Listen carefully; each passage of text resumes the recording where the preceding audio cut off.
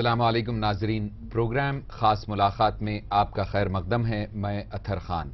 आज हमारे साथ स्टूडियोज में मौजूद है हमारे दोस्त जो दिल्ली से तशरीफ लाए हैं, मौलाना सैयद अतहर हुसैन दहलवी साहब। अस्सलाम वालेकुम मौलाना, आप तशरीफ लाए, बहुत बहुत शुक्रिया। सबसे पहले हमारी सारी टीम की तरफ से हमारे शहर में हम आपका खैर मकदम करते हैं। काफ़ी सवाल है, काफ़ी न्यूज़ में रहते हैं आप, काफ़ी मीडियाज़ को आपने एड्रेस किया अपनी सारे लेक्चर्स एंड इंफॉर्मेशन के साथ। तो सबसे पहले हमारे नाजरीन ये जानना चाहेंगे कि आप का बैकग्राउंड क्या है, आप क्या कर रहे हैं और आप क्या करना चाहते हैं। तो आप कुछ आती तनाजुर में अंजुमन मनहाज रसूल का क़याम 1988 में हुआ और उस वक्त हुआ जब 87 के फिसादात के बाद मुसलमान और बाबरी मस्जिद तहरीक के बाद एक अजब सी बहरा रवी थी और लोग परेशान थे। हमें लग रहा था कि वजूद ख़तरे में है, आइंदा क्या होगा। उन हालात में मेरे वालिद गिरामी और कुछ दिगर उलामा और कुछ जो उलामा नहीं थे लेकिन जिनको मैं उनके इल्म के मुताबिक हम उलामा के दायरे में लाते हैं, उनके मशवरे से मैंने अंजुमन मनहाज रसूल को कायम करा, जिसके लफ्ज़ी माने the way of the profit, वो रास्ता जो सरकार अलैहिस्सलाम ने हमारे लिए मुंतखब किया है। और इसके बुनियादी मकासद तीन हैं कि हम मुसलमानों की नहीं बल्कि बनी आदम की अखलाक़ी, मजहबी, सियासी और समाजी जो किसी भी इंसानी के साथ वाबस्ता चीज़ें हैं उनकी इस्लाह और तरक्की की कोशिश करें। एक बुनियादी मकसद अंजुमन मनहाज रसूल का है। तो ये जब सबसे पहले आप ऑर्गेनाइजेशन जब स्टार्ट करें या फिर जब आपने सोचा कि भाई कुछ करना चाहिए उम्मत के लिए, इंसानियत के लिए, हिंदुस्तान के लिए, तो आपकी क्या एज थी और ये सब कैसे शुरू हुआ? मैं 9th क्लास में था। माशाल्लाह, वेरी यंग। हाँ, 9th क्लास में था और उस वक्त में स्कूल में जो हमारी बुक थी उसका नाम था मिनहाजुल अरबिया। तो उसी मिनहाजुल अरबिया से मैंने लफ्ज़ मिनहाज लिया था और अल्हम्दुलिल्लाह उस वक्त काफ़ी लोग, सबसे बड़ी चीज़ ये है कि मेरे जो उस्ताद थे मौलाना एजाजुल्लाह साहब कश्मीरी, उन्होंने एक बड़ी अच्छी बात कही थी कि अगर इरादों में पुख्तगी है और इरादा नेक है तो तुम ये समझ लेना कि खुदा कामयाब करेगा। और आज अल्हम्दुलिल्लाह सुम्मा अल्हम्दुलिल्लाह आप लोगों की दुआएं हैं कि कश्मीर से लेके आसाम तक और कुछ हिस्सा यानी महाराष्ट्र और दीगर अंजुमन मनहाज रसूल कहीं ना कहीं मौजूद है। ये अल्लाह रब्बे करीम की करम फरमाई है, आप लोगों की दुआएं हैं और खुदा आइंदा भी मेरा ये खुलूस बरकरार रखे माशाल्लाह। अच्छा, तो इस दौरान में तकरीबन जो है 24 ईयर्स माशाल्लाह हो रहे हैं, सिंस 88 23 साल मुकम्मल, 23 साल माशाल्लाह। तो इस दौरान में आपके क्या चैलेंजेस रहे? जैसे कि आपको पता ही है कि भाई अपने मुल्क में काफ़ी चैलेंजेस है मीडिया से एंड सारी पॉलिटिकली भी, तो आप इस ताल्लुक से भी आप कुछ बताएं। देखिए, मैं जब बहुत छोटा था तो तस्बीह की तरह जैसे लोग मुख्तलिफ अवराद करते हैं तो मैं इकबाल का एक शेर मुस्तकिल पढ़ता था, यकीन हुक्म अमल पे हम मोहब्बत फातिह आलम। और उसी के साथ मीर का एक बड़ा मशहूर शेर है कि सफ़र है शर्त मुसाफिर नवाज बहुतेरे, हज़ारहा शजर सायादार राह में है। तो पहली कोशिश ये थी कि अंजुमन मनहाज रसूल वो मस्जिद के दायरों में न रह जाए, वो नुक्कड़ की सभाओं और नुक्कड़ के इज्तिमात, और वो कहीं नाली बंद हो गई है और कहीं दीवार गिर रही है, कहीं थाने में जो है लोगों की पजीराई या सिफारी, उस तक महदूद नहीं रखना था। मुख्तलिफ चैलेंजेस के साथ हमने काम करा। इब्तदाई ज़माने में अंजुमन की बुनियादी कोशिश ये थी कि प्राइमरी एजुकेशन पर हम किस तरह से काम कर सकते हैं। तो दिल्ली के अतराफ़ में जो देहात थे हमने वहाँ प्राइमरी एजुकेशन पे भरपूर तवज्जो दिया, हालांकि मैं उस वक्त खुद भी पढ़ता था। फिर एक दौर आया 90 के बाद, 89 के बाद, जब 90 में बिल्कुल कश्मीर के अंदर जो है वो एक तहरीक उरूज पे पहुँच रही थी। अब मुशीउल हसन साहब को वहाँ कत्ल कर दिया गया था, ऐसा लग रहा था कि अब इस्लाम की पहचान इन्हीं हवालों से होगी। तब अंजुमन मनहाज रसूल ने अपनी पूरी तवज्जो जम्मू कश्मीर में थी और रोज़ अव्वल से हमने कहा कि इस मसले का हल सियासी होना चाहिए, समाजी अक़दार पे होना चाहिए, इस्लामी तनाजुर में और जिहाद जैसे लफ्ज़ के साथ कश्मीर की तहरीक को अगर जोड़ा गया तो सिवाय लोगों की बर्बादी को और कुछ नहीं होगा। और अंजुमन की वो चीज़ें आज साबित हैं। 90,000 से ज़्यादा लोग मासूम लोगों के कत्ल के बावजूद भी कश्मीर का मसला जो का तू है, और आज लोग फिर कह रहे हैं कि हमको सियासी तौर पर इसकी गुफ्तगू करनी चाहिए। तो मुख्तलिफ अदवार में हम लोगों ने काम बदलता रहा, मगर अल्हम्दुलिल्लाह अंजुमन हर जगह साबित कदम रही, इसमें लोगों की पजीराई भी मिली और किसी हद तक, मैं नहीं कहता कि पूरा हमने सब कुछ हासिल कर लिया, किसी हद तक हम कामयाब रहे। जहाँ पे ऑर्गेनाइजेशन की बात हो रही है आपकी, तो आज की दुनिया में, आज के मीडिया में जहाँ भी कोई शख्स या कोई अच्छा मुसलमान कोई ऑर्गेनाइजेशन से रिलेटेड होता है, वहाँ पे शक के दायरे में आ जाता है। ऐसा क्यों है اور اس کو بہتر سے بہتر اور ٹرانسپیرنسی رکھنے کے لیے کہ چاہے کوئی بھی آؤ ہمارے معاملات کو دیکھو ٹھوک بجا کے ہمارا مینڈیٹ کیا ہے، ایسا کیوں نہیں ہے؟ کیونکہ جہاں بھی آپ پیپر اٹھائیں کوئی بھی چیز ہوتی ہے سب سے پہلے مسلمان آرگنائزیشن کا نام ہوتا ہے کہ بھئی اس آرگنائزیشن کے لوگ کرتے ہیں، تو اس تعلق سے دیکھیے سب سے بڑی چیز ہے اس ملک میں کرسچن مشینریز نے جتنا کام کرا ہے اس کی نظیر برصغیر میں کہیں نہیں ملتی. پورے 3 صوبے انہوں نے کرسچن بنا دیے ہیں. میگھالیہ پورا 90% کرسچن ہو چکا ہے. منی پور 50% کے قریب کرسچینٹی پھیل چکی ہے. ناگالینڈ 100% ہو گیا ہے. میزورم آہستہ آہستہ بن رہا ہے. کبھی کہیں پہ کوئی آواز نہیں اٹھی. کاندھا مال کے اندر کچھ ہوتا ہے، ہم نے بھی اس کی مخالفت کی کہ بھئی یہ مبلغین ہیں، لیکن سوال یہ ہے کہ مسلم تنظیموں اور مسلم امہ کو بدنام کرنے میں خود مسلمانوں کا ہاتھ تھا. ایک کا ادارہ نہ چلا، اس نے دوسرے کے لیے کہا. اس کے بعد باہر سے پیسہ آتا ہے، ان کی فکر ایسی ہے، ان کی سوچ، تو نہ تو خود کرا نہ دوسرے کو کرنے دینے چاہا. یہ ایک بڑی وجہ تھی. دوسری بڑی وجہ یہ ہے کہ ہماری سوچ وہ نہیں تھی جتنی بڑی ہونی چاہیے. جو پیغمبر علیہ السلام نے کہا، آپ کو معلوم ہوگا کہ ہمدرد کے بانی حکیم عبدالحمید صاحب، جو میں سمجھتا ہوں سر سید ثانی ہیں، بلکہ سر سید کو تو مدد بھی مل گئی تھی. حکیم عبدالحمید صاحب نے سب کچھ کرا. انہوں کا ایک بہت مشہور قول ہے کہ اتنا بڑا سوچو کہ اس سوچ میں کہیں تم سما جاؤ، اتنا مختصر نہ سوچو کہ تمہارا وجود بھی اس میں نہیں آئے. تو بہت بڑا سوچنا پڑے گا. حالات آتے ہیں، ہر قوم پہ حالات آتے ہیں. سکھوں پہ بھی ایک زمانہ گزرا ہے، اس سے پہلے اور لوگوں پہ بھی آیا ہے. تو ان حالات کو دیکھ کے جو یہ شک و شبہات کی ساری چیزیں ہیں، اس میں ہم کو اپنے کردار کو بھی سنبھالنا پڑے گا. جو پیغمبر علیہ السلام نے فرمایا کہ لوگ تم کو دیکھ کے کہیں کہ ہاں یہ مسلمان ہیں، تو وہ ہم کو اپنی شخصیت، آج کے آپ اندازہ لگائیے ہمارے یہاں بے حیائی نہیں ہے کہ ہم نشہ آور چیزوں کا استعمال نہیں کرتے ہیں.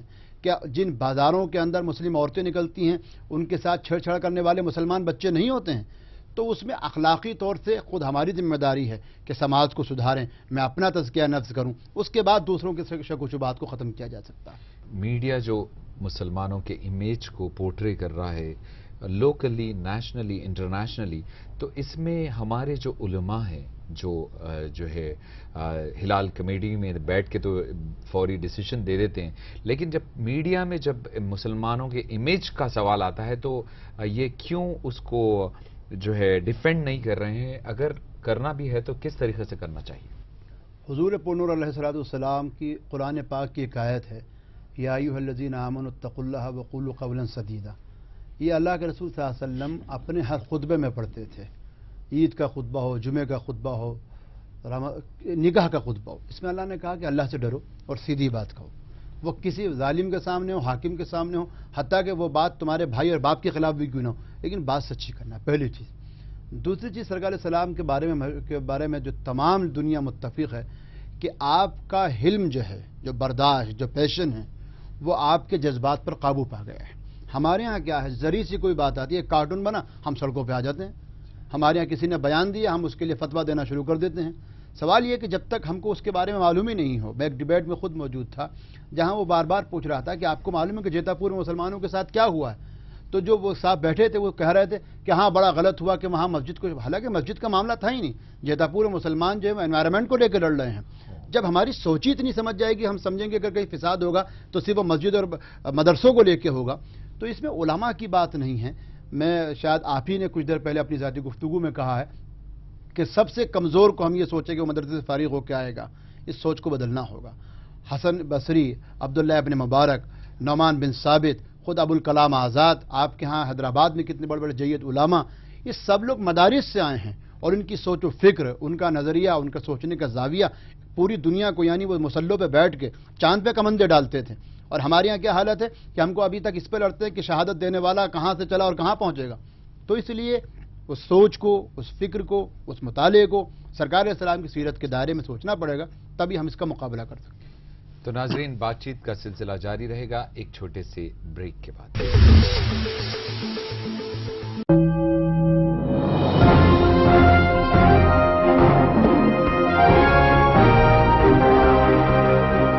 جو بزنس چل رہا تھا شہر میں یہ ایشو سے پہلے اور یہ ایشو کی شروعات میں، اور اب کیا فرق پڑا؟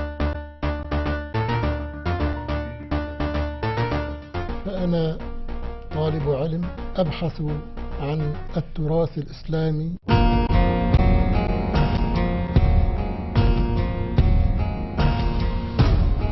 شاعری کو میں نے ہمیشہ اہم درجہ دیا ہے اور مجھے گھر بیٹھے اگر کوئی کام عزت سے مل جاتا ہے تو میں کر لیتی ہوں.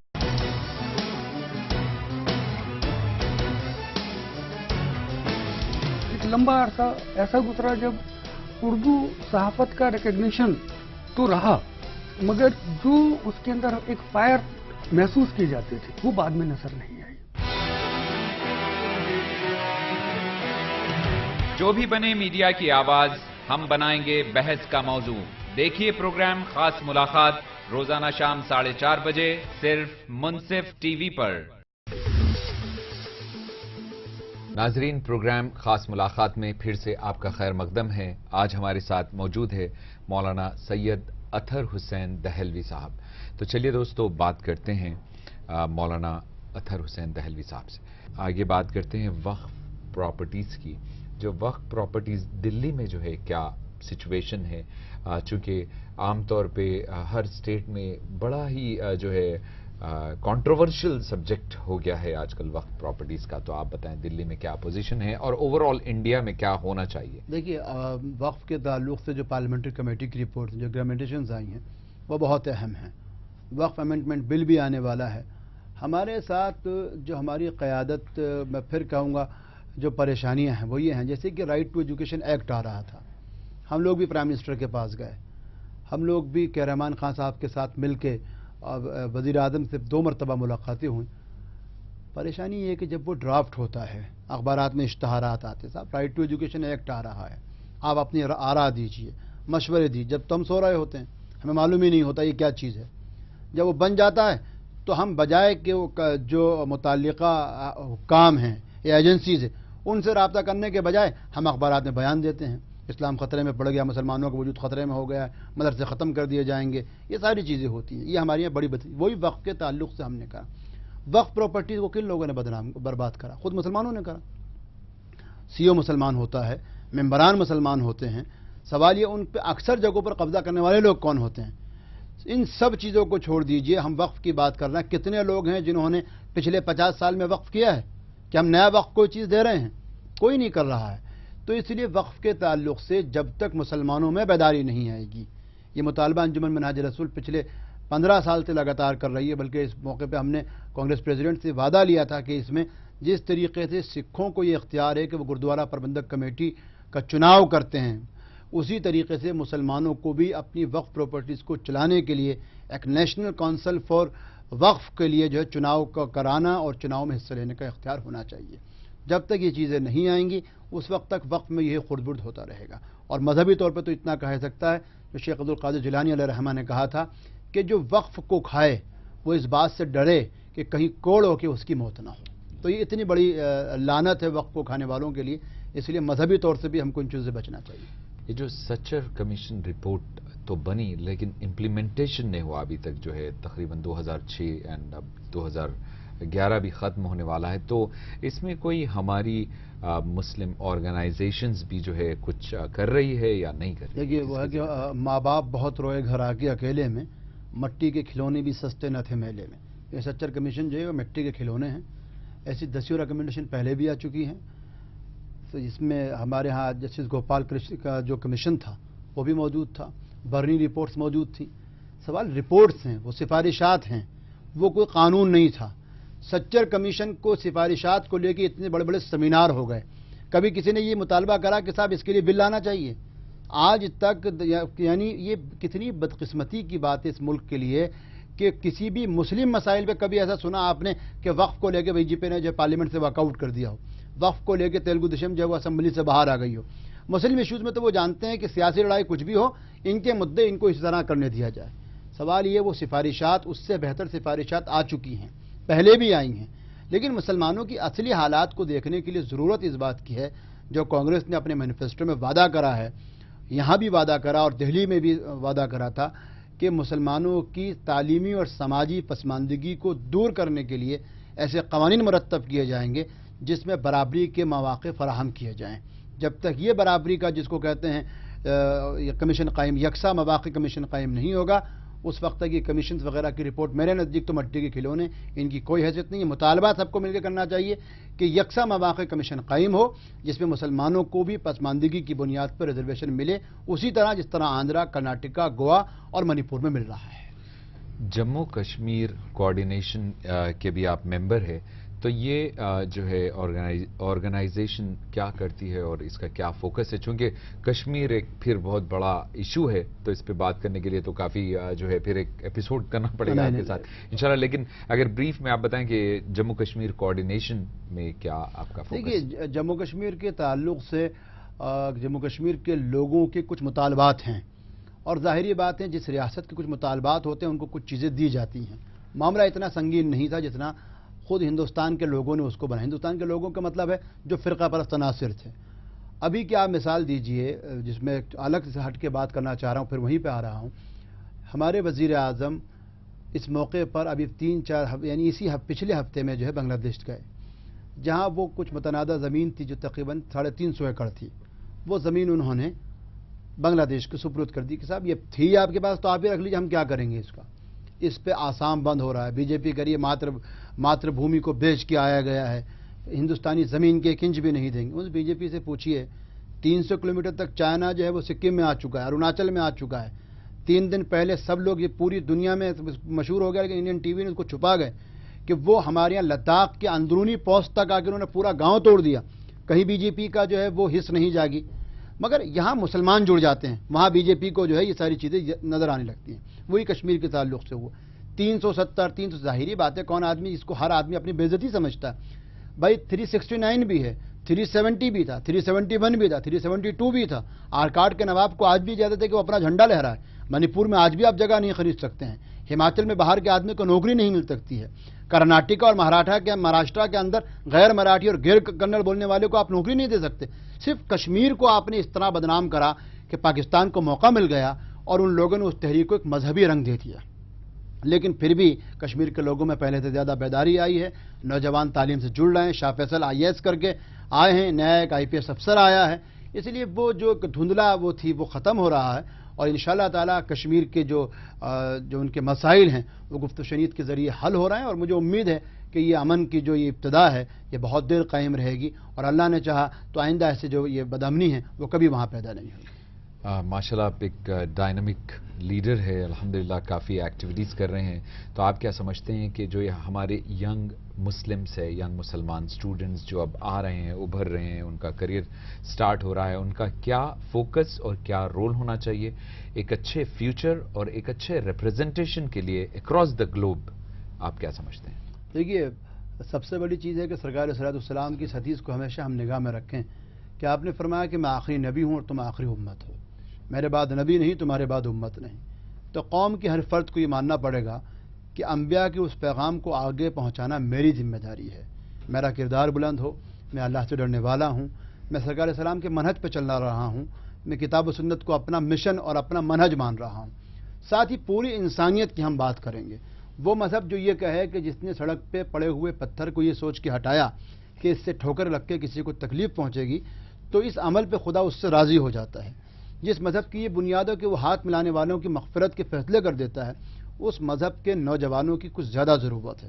ایک ایسے موقع پہ جب وہ شک و شبہات کے دائروں میں لائے جا رہے ہیں، ایک ایسے موقع پہ جب ان کو یہ سمجھا جا رہا ہے کہ اب ان کے اندر جو سوچ ہے وہ انتہائی درجے کی کہنا ہے، اس مواقع پہ نوجوانوں کو تعلیم کے ذریعے، اپنے اخلاق کے ذریعے اور مذہبی تشخص کے ذریعے، جو مولانا آزاد نے کہا تھا کہ اس ملک میں اپنے مذہبی تشخص کے ساتھ جیوں گا.